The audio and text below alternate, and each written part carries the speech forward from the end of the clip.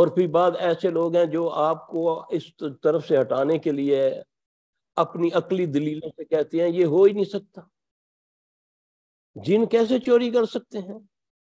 اگر چوری کرنی ہو تو بینک نہ لوٹ لیں، ایسے ہوتے ہیں نا سوال، جن کیسے بیماری لگا سکتا ہے؟ آؤ نبی سے پوچھتے ہیں صلی اللہ علیہ وآلہ وسلم، چیزیں غائب ہو رہی ہیں۔ اب لوگ اس کو بھی رد کرتے ہیں بغیر دلیل کے، بغیر علم کے۔ یہ ظلم ہے، یہ امت پر ظلم ہے، اس کو آگاہ کرو۔ پھر اس کے بارے میں اس کے بچنے کا طریقہ بھی آپ صلی اللہ علیہ وسلم نے فرما دیا۔ آپ مجھے یہ بتائیں کہ آیت الکرسی کا کس نے بتایا؟ ابو ہریرہ رضی اللہ تعالیٰ نے۔ کس مال کا پہرا دے رہے تھے؟ نبی علیہ السلام کے۔ جو زکوٰۃ جو فطرانہ تھا آپ اس پر پہرا دے رہے ہیں، لیکن تشویش یہ ہے کہ میں پہرا پورا دے رہا ہوں مگر مال کم ہوتا جا رہا ہے۔ ہمیں تو صرف اتنی حدیث بیان کی گئی نا کہ وہ پریشان ہو گئے، پھر انہوں نے اس کو پکڑا، اللہ اکبر کبیرہ۔ وہ پریشان ہو کر آپ صلی اللہ علیہ وسلم کے پاس جاتے ہیں۔ تفسیر ابن کثیر میں آپ کو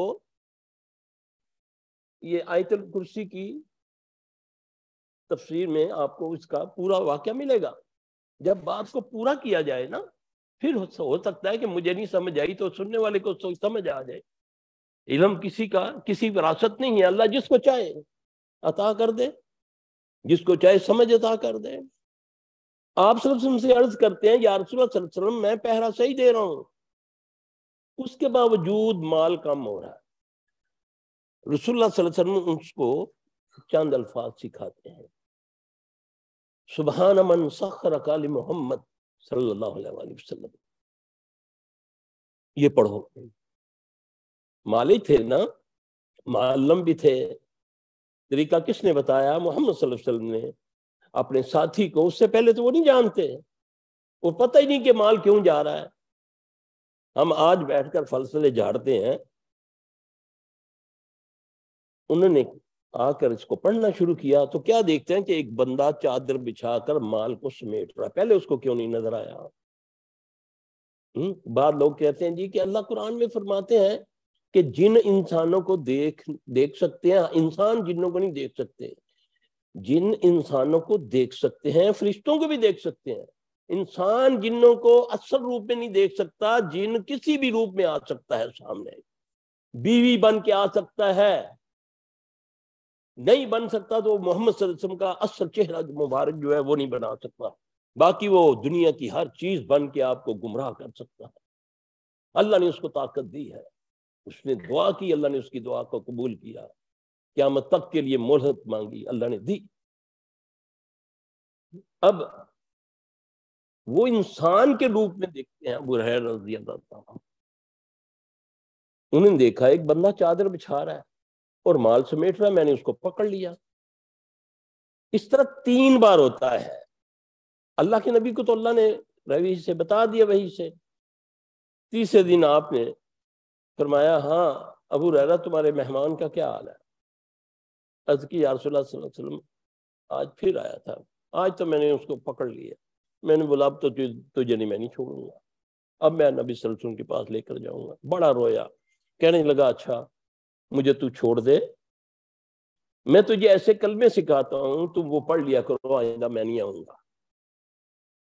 اب یہ صحابی رسول ہے، نبی صلی اللہ علیہ وسلم کی امانت اس کے پاس ہے اور صحیح حدیث ہے۔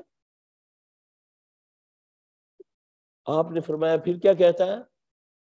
وہ کہتا ہے کہ تم آیت الکرسی پڑھ لیا کرو تو پھر میں نہیں آؤں گا۔ آپ نے فرمایا بات تو صحیح کر گیا ہے جھوٹ۔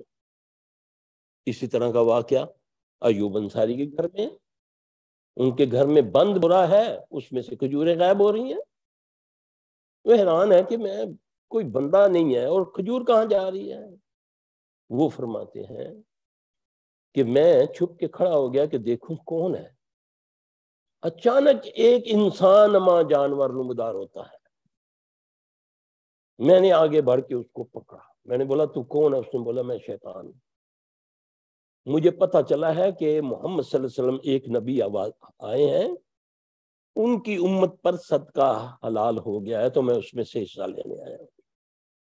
میں نے جب اس کو پکڑا تو اس کا ہاتھ اس طرح تھا جیسے کتے کے ہاتھ ہیں، بالوں سے بھرا ہوا۔ پھر اس طرح ایک اور صحابی ہیں ان کے۔ ہمارے پاس دلیل کے بغیر کسی چیز کو رد کرنا یہ جہالت ہے۔